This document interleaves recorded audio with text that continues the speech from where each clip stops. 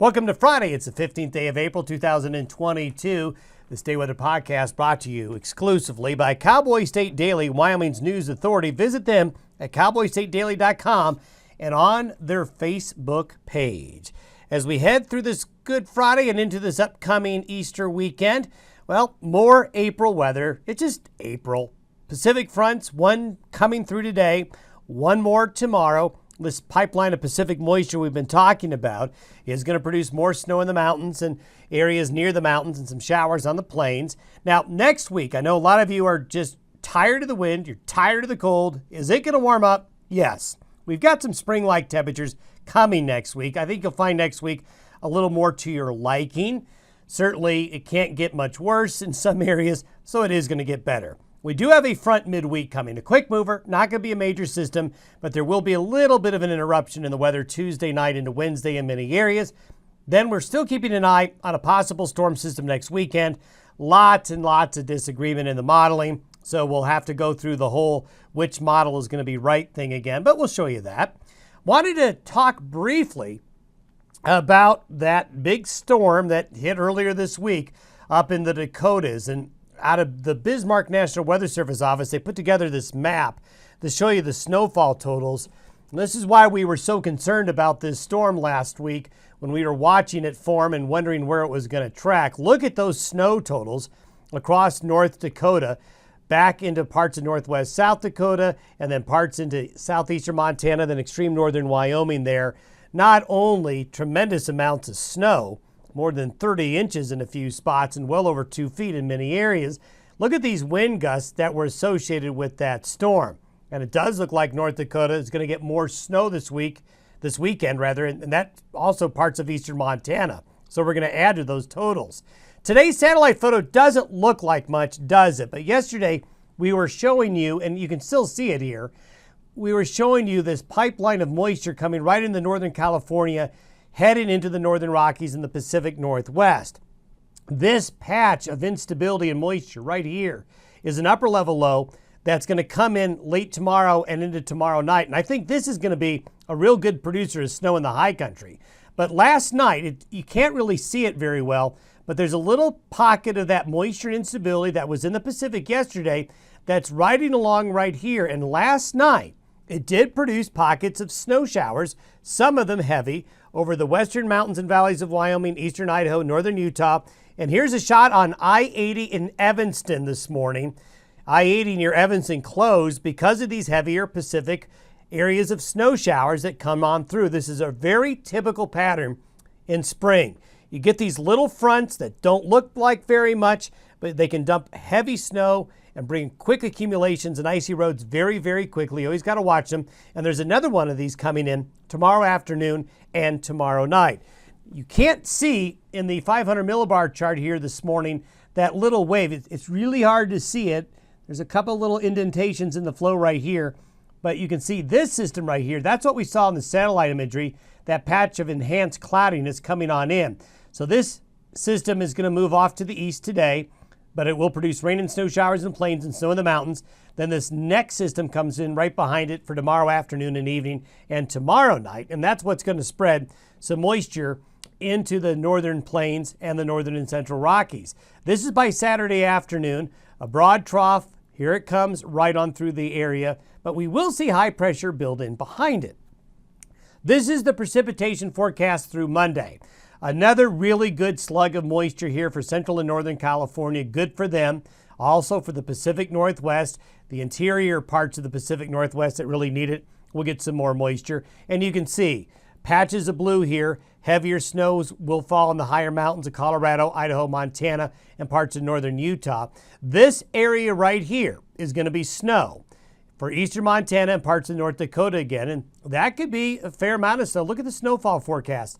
There could be additional snow on top of the snow that fell in North Dakota and eastern Montana. So 2 storms within a week. And you can see the high country is going to do well picking up some snowfall.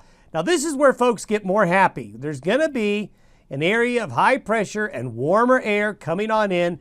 Temperatures are going to warm up Monday and into Tuesday with that southwest wind coming off the west coast in the desert southwest. So a high pressure ridge bulges all the way into Canada. So this brings us a warming trend, but here we go. These are the other culprits that'll be causing weather later on. As we get into Tuesday night and Wednesday, this system right here breaks off a piece of energy and it comes right on through that ridge of high pressure and knocks it down. So overnight Tuesday into Wednesday, mountain snow, some showers in the plains. This is going to make Wednesday a little cooler. However, behind this wave right here, high pressure is going to build in for the end of the week. So we could see temperatures in the 60s and 70s by Thursday and Friday of next week. So next week starts off warmer. There's a brief cool down midweek, then it warms up again late next week. So daffodils and tulips are going to really be pushing up and things are going to feel a lot more like spring next week. Now let's take a look at next weekend's forecast. And here comes the long-range forecast conundrums again. Well, we've got a storm system coming that we're confident of. We've got another large low coming through the western and north central areas of the United States. What I'm going to do is do what I've been doing, is showing you what the solutions are looking like. So this is Saturday morning, April 23rd. This is the GFS model, which ended up being the model that got the last storm right. It's got a deep low over western Kansas by next Saturday morning. This would be an impressive high plains rain and snow event if that comes to fruition. That's the American model. This is the Canadian model. Now look at the difference in terms of mileage from here to the Canadian model to here. So instead of being over western Kansas at the same time, it's over western Utah.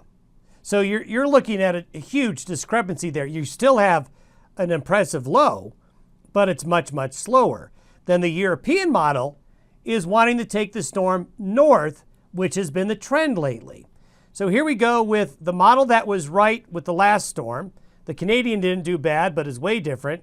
The European was wrong with the last storm, but it's tracking further north. So what do you do? What you do is you sit and watch and wait before you make any determination on what that system's going to do, other than to tell you that next weekend we got something coming. So stay tuned to the podcast early next week and we'll get a better handle on it. One thing that is going to happen, despite where the storm ends up in the high plains, California is going to benefit greatly. This is going to be a really nice April precipitation event over the next 10 days for parts of the West Coast that really, really need it. A lot of times, the precipitation really starts to decrease this time of year in parts of the Pacific coast, but this is going to be a late season event. And if this ends up being true, let's hope, that's 5 to 6 inches of water in the central and northern Sierras. Fingers crossed that we get something like that coming on in. Wanted to do a quick snowpack update. Good news is that the snowpacks have shown improvement over the last week. The bad news, they got a long way to go, but we're going in the right direction. And this is the snowpack number for Wyoming as of yesterday. But we'll see these numbers creep up a bit because of what's coming through today and what's coming through Saturday. Also, we saw a really big improvement. Again, a long way to go, but improvement in the Belle Fourche and the Cheyenne drainages. The Tongue River got a boost. The lower North Platte at 93. The upper North Platte went up 6 percentage points in just 1 week. Little Snake got an increase as well. In Colorado, the lower parts of the upper North Platte drainage went up to 94%. So that's good. And we've got snowpacks in Colorado that really aren't that far off. And we've got more spring moisture coming. A quick La Niña update. These are the sea surface temperature anomalies as of late Tuesday afternoon. Boy, this is one stubborn La Niña. Look at the amount of cooler than average sea surface temperatures in the subtropical Pacific. This is one La Niña that just is not wanting to go away. It is going to fade. I think it's reaching its peak for the spring right now, but it's going to be a slow process to get rid of it. Also notice the cool sea surface temperatures right here. This ring of cool sea surface temperatures is one reason why we're seeing that real active weather in the Pacific Northwest right now, and we'll continue to see that probably over the next week or two. Have yourself a great Easter weekend. We'll see you Monday.